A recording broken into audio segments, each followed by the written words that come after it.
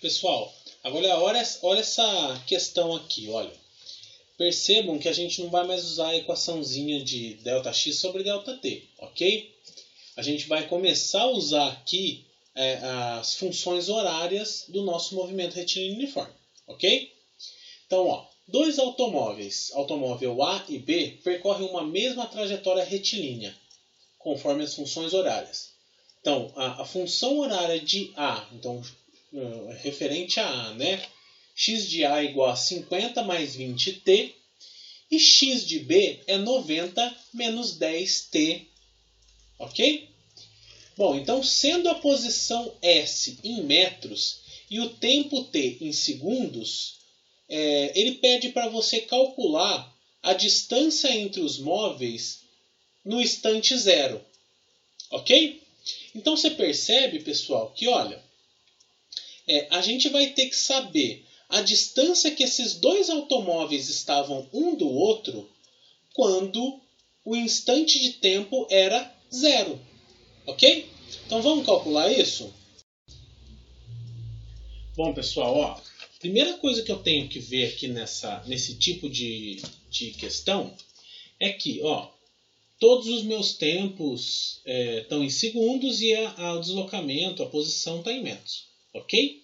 E aí eu tenho que marcar o móvel A, ou a minha partícula, o meu carrinho a equação horária dele é dada por xa igual a 50 mais 20t, ok?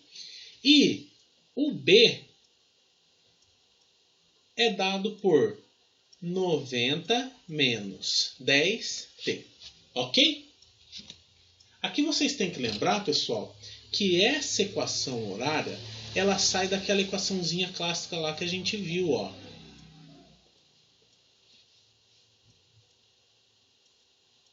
Ok?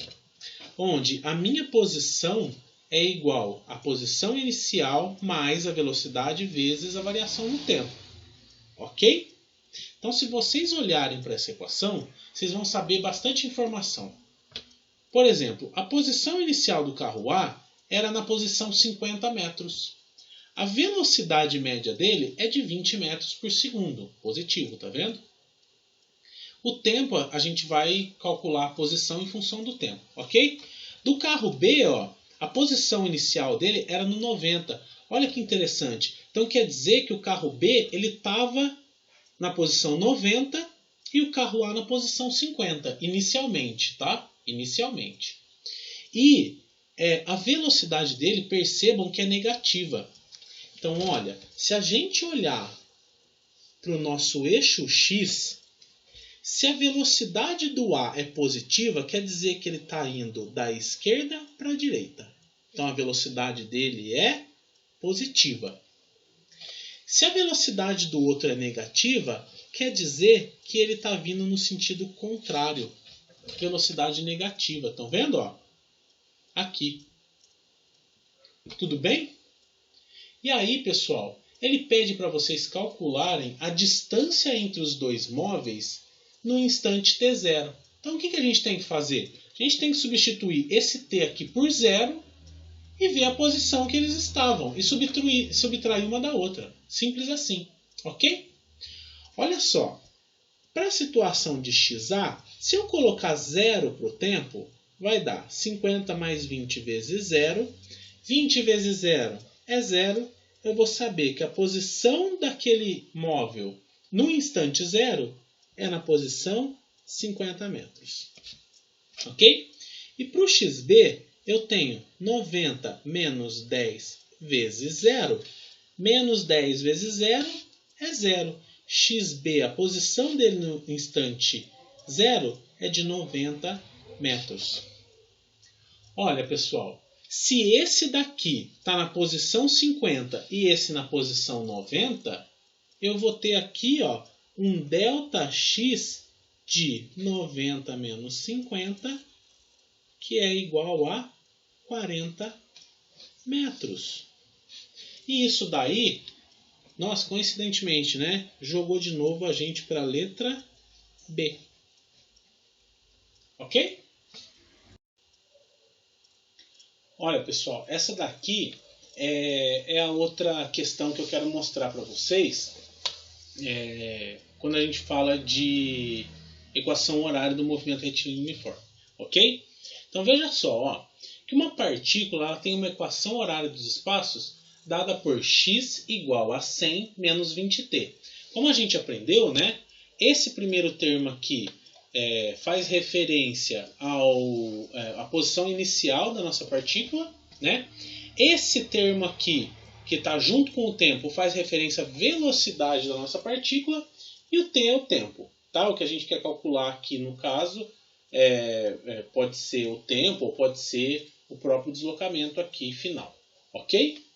Então, ó, lembrem lá do outro exercício que eu fiz, ó, essa é a posição inicial, então está lá no 100, né, na posição 100 do nosso eixo x, e a nossa velocidade é negativa. Então quer dizer que ele está vindo do 100 em direção ao zero, com velocidade de 20 metros por segundo. Ok? E ele faz duas perguntas. Qual que é a trajetória da partícula e em que instante de tempo a partícula vai passar pela origem dos espaços? Ok? Então vamos fazer isso daí para a gente ver como é que fica? Olha aqui, pessoal. Então esse problema aí, ele é também uma questão de vestibular, mas dissertativa. Então é uma segunda fase, tá? No caso aqui é a FUVEST, tá bom?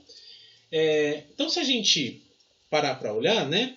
A nossa equação horária é dada por x igual a 100 menos 20t, né? Se a gente olhar para o formato da função horária, nós vamos ter isso daqui.